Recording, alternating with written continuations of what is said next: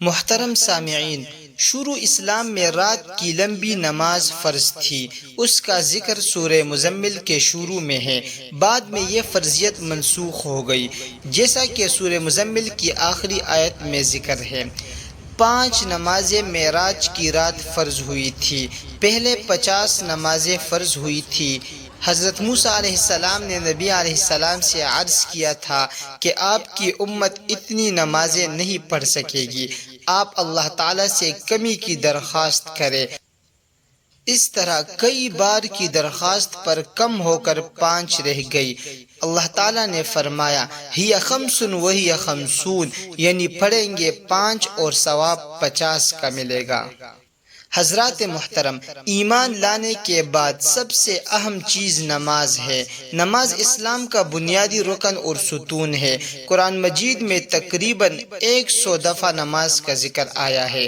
نبی کریم صلی اللہ علیہ وسلم نے جا بجا نماز کی اہمیت اور فضیلت بیان فرمائی ہے۔ مثال کے طور پر ایک حدیث شریف میں نبی کریم صلی اللہ علیہ وسلم فرماتے ہیں، حقوق اللہ میں سے سب سے پہلے قیامت کے دن نماز کا حساب ہوگا۔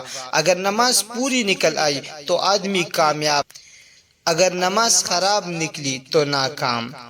رسول اللہ صلی اللہ علیہ وسلم نے فرمایا، آدمی اور کفر و شرک کے درمیان نماز چھوڑ دینے ہی کا فاصلہ ہے۔ مطلب یہ کہ نماز مسلمان ہونے کی واضح نشانی ہے، اور نماز کا ایمان سے ایسا گہرا تعلق ہے کہ نماز چھوڑنے کے بعد آدمی گویا کفر کی سرحد پر پہنچ جاتا ہے۔ نبی علیہ السلام نے فرمایا، ہمارے اور ایمان قبول کرنے والے عام لوگوں کے درمیان نماز کا عہد ہے، پس جو کوئی نماز چھوڑ دے تو گویا اس نے کفر کیا، یعنی اسلام کی راہ چھوڑ کر کافروں کا طریقہ اختیار کیا۔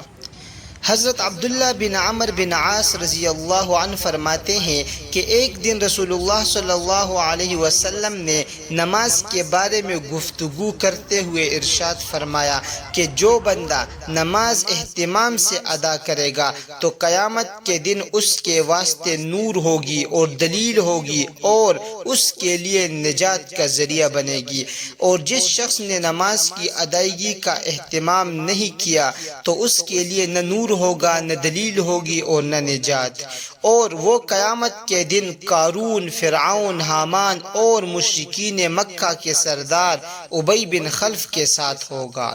مطلب یہ کہ نماز سے لاپرواہی کرنا اتنا بڑا جرم ہے کہ جس کی وجہ سے آدمی اس جہنم میں جائے گا جہاں قارون، فرعون، حامان اور ابی بن خلف جیسے نافرمان اور باغی ڈالے جائیں گے۔ لیکن ظاہر ہے کہ جہنم میں جانے والے سب لوگوں کا عذاب ایک ہی درجے کا نہیں ہوگا۔ جیسے ایک قید خانے میں بہت سے قیدی ہوتے ہیں اور سب اپنے اپنے جرائم کے مطابق سزا پاتے ہیں۔ خاتم النبیین حضرت محمد صلی اللہ علیہ وسلم نے فرمایا، جس کی عصر کی نماز فوت ہو گئی وہ ایسا ہے کہ گویا اس کے گھر کے لوگ اور مال و دولت سب چھین لیا گیا۔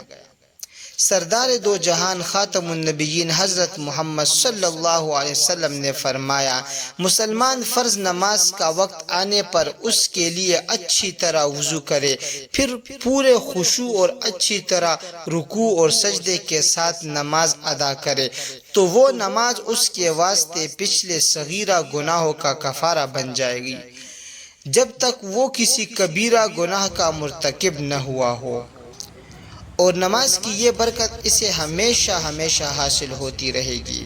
خشوع کا مطلب یہ ہے کہ پورے دھیان اور توجہ سے نماز ادا کرے اور اپنے اختیار سے نماز کے علاوہ دوسری کوئی بات نہ سوچے۔ حضرت عبداللہ بن مسعود رضی اللہ عنہ فرماتے ہیں کہ میں نے رسول اللہ صلی اللہ علیہ وسلم سے پوچھا کہ کون سا عمل اللہ تعالیٰ کو سب سے زیادہ پسند ہے، تو آپ نے فرمایا ٹھیک وقت پر نماز پڑھنا۔ نبی اکرم صلی اللہ علیہ وسلم کا ارشاد ہے، بندہ اپنے رب کے سب سے زیادہ قریب سجدے کی حالت میں ہوتا ہے۔ اللہ تعالیٰ سے دعا ہے کہ اللہ تعالیٰ ہمیں 5 وقت جماعت کے ساتھ نماز ادا کرنے کی توفیق عطا فرمائے۔ وما علینا الا البلاغ۔